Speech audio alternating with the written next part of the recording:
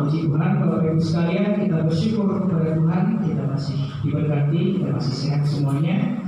Kita akan membaca firman Tuhan sebagai renungan kita hari ini di dalam surat 1 Petrus pasal yang pertama ayat yang ketiga sampai dengan ayat yang ke-7 saja. 1 Petrus pasal 1 ayat 3 sampai ayat yang ke-7 saja.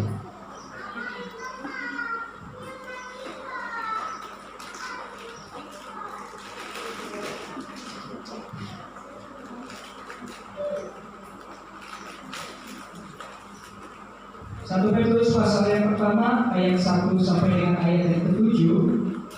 Kita akan baca bersama-sama pelan-pelan sambil menghayati.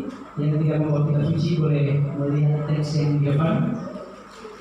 1 Petrus pasal 1 ayat yang ketiga sampai dengan ayat 7. Lembaga Alkitab Indonesia memberikan judul Pengharapan Iman dan Kasih. Kita mulai ayat 3, 1, 2, 3. Terpujilah Allah dan Bapa Tuhan kita Yesus Kristus, yang karena rahmat-Nya yang besar telah melahirkan kita kembali oleh kebangkitan Yesus Kristus dari antara orang mati kepada suatu hidup yang penuh pengharapan, untuk menerima suatu bagian yang tidak dapat binasa, yang tidak dapat cemar, dan yang tidak dapat layu, yang tersimpan di surga bagi kamu, yaitu kamu yang dipelihara dalam kekuatan Allah karena imanmu, sementara kamu menantikan keselamatan yang telah tersedia untuk dinyatakan pada zaman akhir. Bergembiralah akan hal itu, sekalipun sekarang ini kamu seketika harus berduka cita oleh berbagai-bagai perjuangan. Maksud semuanya itu ialah untuk membuktikan kemurnian imanmu yang jauh lebih tinggi daripada emas yang fana, yang diuji kemurniannya dengan api, sehingga kamu memperoleh puji-pujian dan kemuliaan dan kehormatan pada hari Yesus Kristus menyatakan dirinya. Amin. Berbahagia kita, umat Tuhan yang setia belajar firman Tuhan dan melakukannya. Tema yang akan kita renungkan pada hari ini adalah harapan. Cuma yang terkasih dalam Tuhan, semua orang punya harapan, nggak pada usia. Orang dewasa punya harapan. Bapak Ibu tadi ketika di rumah sebelum ke gereja juga punya harapan. Waktu sedang bangun tidur berharap hari ini hari baik, tidak ada yang membuat kita marah, tidak ada yang membuat kita sedih, tidak ada yang membuat kita emosi. Berharap nanti bisa ke gereja, bisa beribadah. Berharap di gereja kita bisa menikmati firman, bisa menikmati pujian, bisa berdoa. Pulang dari gereja berharap nanti kita masih bisa berkumpul keluarga, tidak ada yang mengganggu. Anak-anak juga punya harapan. Misalnya anak-anak berharap nanti kalau sudah besar saya mau jadi ini dan mau jadi itu harapan. Anak-anak dulu waktu saya kecil juga punya harapan. Mama saya kalau ke pasar saya akan menunggu dengan harapan membawakan makanan atau membawakan mainan sebagai pembawaan dari pasar. Saya tidak tahu harapan saudara sekalian di sini. Mungkin ada yang berharap pekerjaannya makin hari makin diberkati, gajinya makin bertambah. Mungkin ada yang berharap keluarganya, rumah tangganya juga semakin rukun, semakin awet dan semakin diberkati. Yang belum menikah mungkin ada harapan, saya harus menikah dalam tahun-tahun yang akan datang. Saya akan menikah di dalam waktu dekat. Semua punya harapan. Apa sih harapan itu? Kita mau cari tahu dulu apa arti harapan. Menurut Wikipedia atau Kamus Bahasa Indonesia, harapan adalah bentuk dasar dari kepercayaan akan sesuatu yang diinginkan, akan didapatkan, atau kejadian akan berbuah baik di waktu yang akan datang. Sesuatu percaya bahwa akan mendapatkan sesuatu yang baik atau yang diinginkan. Percaya kalau sesuatu yang akan terjadi itu mendatangkan kebaikan. Itulah harapan. Tentu kita semua punya harapan yang baik. Ya. Semua orang punya harapannya masing-masing. Tetapi ingat, harapan itu bisa hilang. Harapan bisa hilang. Mengapa harapan bisa hilang? Mengapa anak-anak muda banyak yang jatuh ke dalam dunia gelap, narkoba, free sex, dan lain-lain karena mereka kehilangan harapan untuk bisa hidup lebih baik? Mengapa banyak orang yang nekat mengakhiri hidupnya? Karena mereka berpikir tidak ada lagi harapan untuk hidup di masa yang akan datang. Mengapa banyak orang yang menyerah ketika sedang berjuang? Karena mereka kehilangan harapan, tidak ada yang bisa didapatkan dari perjuangannya. Maka hilanglah harapannya itu. Tapi pertanyaannya, mengapa harapan itu bisa hilang? Karena kita cenderung berharap kepada sesuatu yang fana, sesuatu yang sifatnya sementara, yang pada waktunya nanti akan hilang dan tidak akan bisa memberikan apa-apa kepada kita. Saudaraku, ayat-ayat yang kita baca tadi, 1 Petrus pasal 1 ayat 3 dan seterusnya, itu adalah nasihat Rasul Petrus kepada jemaat yang berada di Asia Kecil atau di Turki, karena disebut Turki. Mereka sedang mengalami dua hal yang menekan, dua hal yang membuat mereka menderita, berduka, sebutkan sebenarnya sedang berduka. Itu mereka menderita aniaya karena iman mereka kepada Kristus. Jadi orang Kristen waktu itu, jemaat waktu itu menderita karena dianiaya, karena mereka percaya Yesus, mereka dianiaya. Yang kedua, mereka dibenci sekali oleh pemerintah Romawi. Jadi mereka sangat tertekan, hidupnya tidak bebas. Nah, dalam saat-saat seperti itu harapan bisa saja hilang. Saya mau bertanya, apakah Bapak Ibu pernah kehilangan harapan? Ada yang pernah kehilangan harapan? Misalnya besok saya berharap besok ada sesuatu yang saya dapatkan tentang ini. Lalu tetapi tiba-tiba situasinya tidak mendukung. Kita menjadi lemah, kita menjadi lesu. Aduh, tidak ada harapan lagi. Ya sudah, tidak ada harapan. Anak misalnya kita harapkan anak seperti ini, tapi kenyataannya berbeda. Lalu kita berkata tidak ada harapan lagi. Inilah harapan bisa saja hilang karena situasi. Tapi itu adalah harapan yang kita sandarkan pada sesuatu yang fana. Misalnya berharap kepada manusia, atau kita berharap kepada apa yang kita miliki sekarang, maka kita akan kecewa. Nah, saudara sekalian, nasihat Petrus dikirimkan kepada jemaat pada waktu itu supaya mereka tidak putus berharap. Sekalipun kamu menderita aniaya karena imanmu, sekalipun kamu dibenci oleh pemerintahan, sekalipun kamu tidak disukai orang karena kamu percaya Yesus, jangan putus harapan. Karena engkau sudah mendapatkan warisan kekal yang Tuhan sediakan di surga. Karena engkau sudah mendapatkan bagianmu di surga, dan tidak akan ada yang mengambilnya atau menghilangkan. Apa harapan kita orang percaya di dalam Kristus? Orang yang hidup di dalam Tuhan tidak akan pernah kehilangan harapan. Sekali lagi, orang yang hidup di dalam Tuhan Yesus tidak akan pernah kehilangan harapan. Sebab harapan itu datangnya dari Tuhan dan sifatnya kekal, bukan seperti yang diberikan oleh dunia. Apakah harapannya? Harapannya adalah kehidupan kekal dan warisan kemuliaan.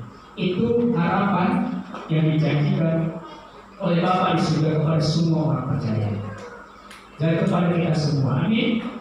Itu harapan kita. Iman itu, sekalipun di dunia kita ditolak, sekalipun di dunia ini kita dibenci banyak orang, sekalipun di dunia ini kita tidak diterima oleh orang lain, tapi Bapa di surga menyediakan kemuliaan di sana. Maka jangan putus asa, jangan menyesal menjadi murid Tuhan, jangan menyesal menjadi orang Kristen, karena kita sudah menerima bagian yang mulia itu yang tidak akan hilang. Nah, kita akan melihat dua nasihat Petrus di dalam bagian ini. Yang pertama, nasihat pertama, bersukacita di dalam pengharapan. Di ayat 6 di sana dikatakan, bergembiralah akan hal itu, sekalipun kamu sekarang ini seketika harus berduka cita oleh berbagai pencobaan. Tetapi Petrus dikatakan, bergembiralah, bersukacitalah dalam dukamu, dalam aniayamu, dalam deritamu. Sebab ada pemeliharaan Tuhan yang sempurna yang memampukan kita untuk bersukacita.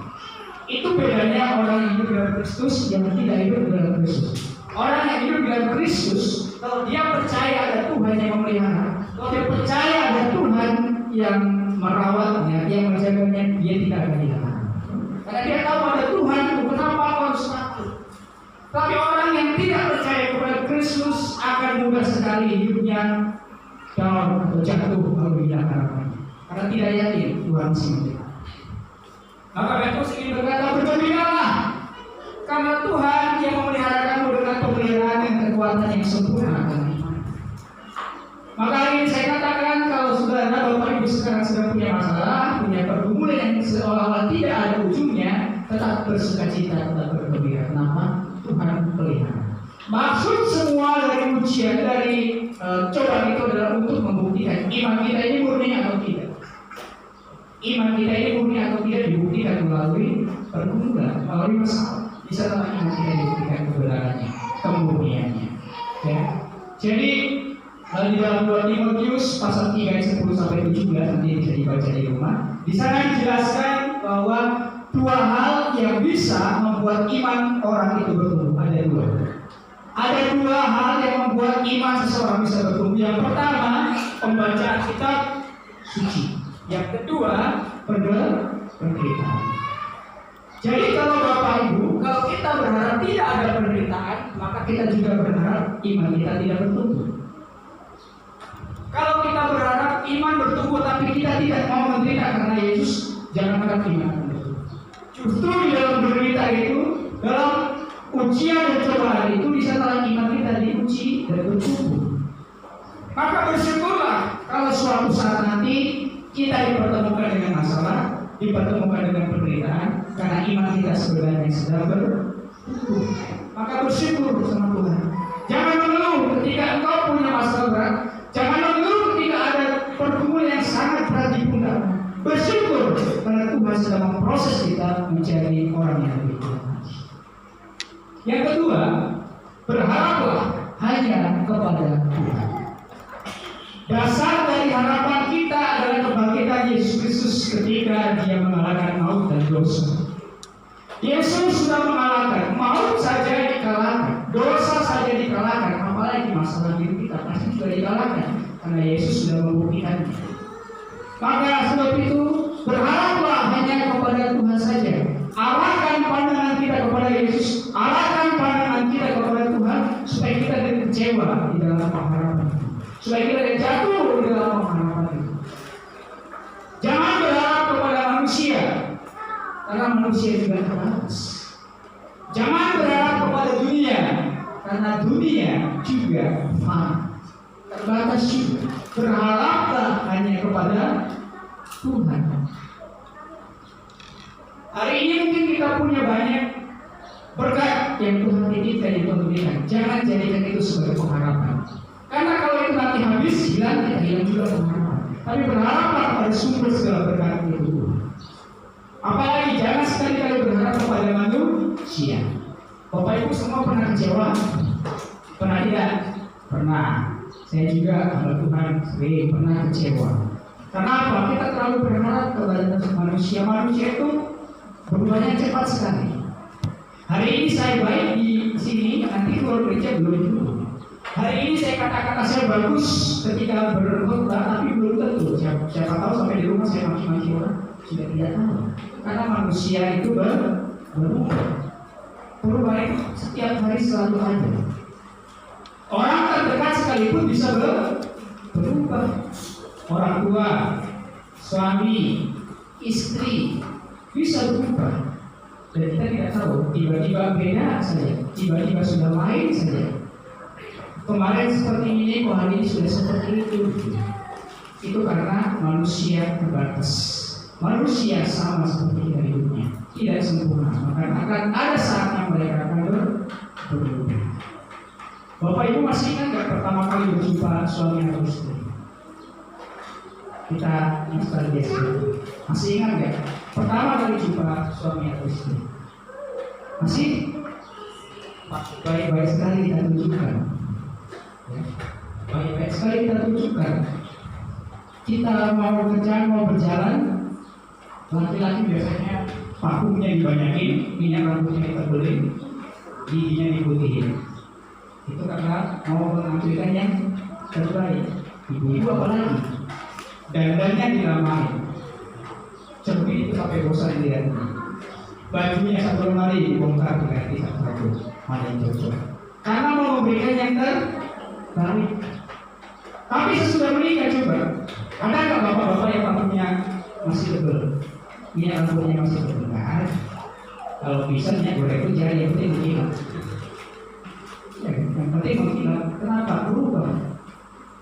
Dulu waktu pacaran jalan sama-sama, pasangannya satu batu, siapa yang dimarahi? Batunya. Ya enggak? Berjalan lalu ayamnya satu batu, siapa yang dapat batu? Batu kita maki-maki, padahal itu batu dari zamannya Nabi Nuh sudah ada di situ.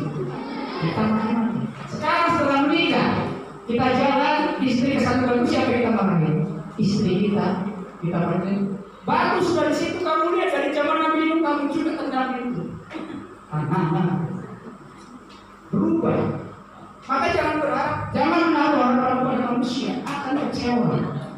Tapi berharap kepada Bapa, kepada Tuhan yang tidak pernah berubah dan harapannya itu pasti. Nah, saudara sekalian, jadi dari renungan hari ini kita belajar bahwa yang pertama, harapan pasti hanya ada di dalam Tuhan. Harapan kekal hanya ada di dalam Tuhan. Dalam semua persoalan hidupmu, dalam semua masalah hidupmu, masih ada harapan yang bisa kita pegang di dalam Tuhan. Apapun yang sedang kita alami hari ini, masalah pergumulan yang sedang kita alami hari ini, percayalah saatnya akan berakhir. Kita masih punya harapan, sekalipun mungkin kita minta tolong kepada orang lain tidak bisa menolong. Kita minta tolong kepada tetangga kita juga tidak bisa menolong. Kita minta tolong kepada sahabat kita juga mengecewakan. Siapa lagi kita akan tolong? Kalau kita tidak punya Tuhan, kalau kita akan putus asa menyerah, ya sudahlah, hidup tidak berguna lagi. Ya sudahlah, tidak ada lagi gunanya. Iman kita pun bisa menurun karena kita kehilangan pengharapan. Tapi kalau kita mengarahkan pandangan kita kepada Tuhan, kita akan terus berjuang, kita akan terus maju. Sekalipun dunia menolakku, Tuhan menerimaku dan memuliakan. Amin. Maka hari ini saya katakan, jangan mengeluh, jangan mundur dari perjuangan iman. Dalam rumah tangga dan keluarga berjuanglah terus, dalam pekerjaan berjuanglah terus, dalam cita-cita kehidupan pribadi berjuanglah terus. Engkau dan saya punya harapan di dalam Tuhan yang tidak akan pernah rusak, yang tidak akan pernah hilang, yang tidak akan pernah cemar oleh dunia karena berada di Yesus. Saya akan menutup renungan hari dengan sebuah ilustrasi tentang 4 buah lilin. Ini bukan alat tulis ya. Nah, Bapak Ibu sekalian, 4 buah lilin. Silakan dulu.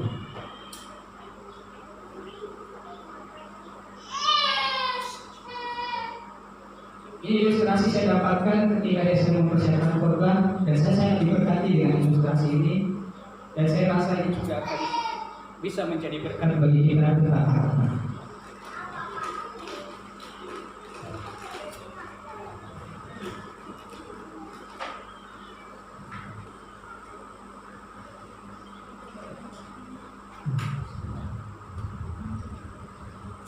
Karena tanah jadi dia nggak mau nyala. Ya, Bapak Ibu sekalian, 4 lilin, kisah 4 lilin. Dalam sebuah ruangan kecil yang gelap, ada 4 lilin yang menyala dan perlahan mulai habis berbeda. Dalam keheningannya, kesunyiannya, senyapnya itu, satu persatu lilin ini mulai mengatakan sesuatu. Lilin pertama, dia bernama damai. Aku adalah damai. Tetapi kalau manusia tidak bisa menjagaku, apa gunanya aku menyala? Apa gunanya aku menerangi? Manusia tidak lagi menyukai damai, mereka saling membunuh, saling membenci. Maka lebih baik aku memadamkan diriku saja. Maka padamlah dia. Ini lilin dan damai. Lilin kedua menyusul. Dia bernama iman. Aku adalah iman, tetapi manusia tidak membutuhkanku lagi. Manusia tidak peduli kepadaku lagi. Manusia tidak mau lagi menggunakan aku. Dia lebih suka menggunakan pikirannya daripada iman. Aku tidak berguna lagi. Maka lebih baik aku memadamkan diri. Mati. Lilin ketiga, dia bernama cinta. Aku adalah cinta, tapi manusia tidak lagi membutuhkan aku. Manusia sudah membenci, bahkan orang yang dicintainya pun dibenci, keluarganya pun dibenci, saudaranya pun dibenci. Maka untuk apa aku harus menyala? kecil, lebih baik aku mengadakan diri pada cukup. Tinggal 1 menit yang tersisa. Tiba-tiba seorang anak kecil masuk dalam ruangan itu. Dia kaget ketika melihat ruangan itu, kenapa menjadi gelap sekali? Dan melihat ketiga lilin sudah mati, tinggal 1 lilin. Dia menangis dengan terseduh-seduh. Dia berkata, tolong jangan padam, karena aku sangat takut dengan kegelapan. Tolong tetaplah menyala. Dengan penuh haru, lilin keempat berkata, jangan takut, jangan menangis. Aku tetap menyala. Aku adalah harapan. Kamu masih bisa memakai aku untuk menyalakan ketiga lilin yang sudah mati. Ambillah aku, nyalakan ketiga lilin itu. Pada akhirnya, anak itu mengambil lilin harapan, menyalakan ini apa namanya? Cinta. Lalu dia menyalakan lagi apa yang kedua tadi? Iman. Iman. Dan yang terakhir adalah damai. Maka keempat ini menyala kembali. Ruangan kecil yang gelap itu sudah terang. Anak yang menangis, yang ketakutan tidak lagi menangis, tidak lagi takut. Dia sudah senang karena pada akhirnya ruangan itu sudah terang. Saudara sekalian, mungkin pernah kita mengalami kehilangan damai, kehilangan kedamaian dalam diri sendiri, kehilangan kedamaian dalam rumah tangga, dalam pekerjaan, segalanya menjadi rusuh. Kita sudah mungkin juga pernah kehilangan cinta. Yang dulu kita cintai, sekarang kita benci. Sesama kita, tetangga kita, ibu kita cintai, kita benci karena kehilangan cinta. Iman kita mungkin pernah rendah, pernah turun, pernah down. Tetapi ada satu hal yang membuat semuanya ketiganya kembali bangkit, kembali nyala, adalah harapan. Dan harapan itu adalah harapan di dalam Tuhan Yesus Kristus. Harapan yang membuat iman kita kembali bertumbuh, iman kita kembali kokoh dan kuat, dan membawakan cinta ke dalam diri kita, serta membawakan kedamaian. Sebab itu, berharaplah hanya kepada Tuhan saja, supaya iman kita tidak jatuh, iman kita tidak runtuh. Cinta dalam diri kita yang Tuhan sudah tahu tidak hilang, tidak runtuh, dan kedamaian dalam hati kita tidak hilang juga. Jadi iman, pengharapan, dan cinta akan pasti tanamkan di dalam hati kita, asal dia tetap mengarahkan pada kita. Saya percaya hari ini kita semua harapannya pasti dibangkitkan lagi. Tapi harapan kita, iman kita terus tumbuh. Hari ini mungkin kita keadaannya masih biasa saja, masalah kita mungkin belum selesai. Percayalah, Tuhan sedang memproses. Saya berdoa, saya imani, saya yakin akan ada harinya di mana Tuhan menunjukkan mujizatnya. Bapak Ibu akan bersuka cita karena apa yang selama ini diberikan Tuhan akan berikan. Amin. Maka tetaplah berpengharapan di dalam Tuhan. Semangat dalam berjuang iman kita kepada Kristus. Tuhan memberkati kita. Mari kita mengucap syukur untuk firman Tuhan hari ini. Mari kita bersatu di dalam doa. Dan sekaligus kita akan mempersiapkan. Mari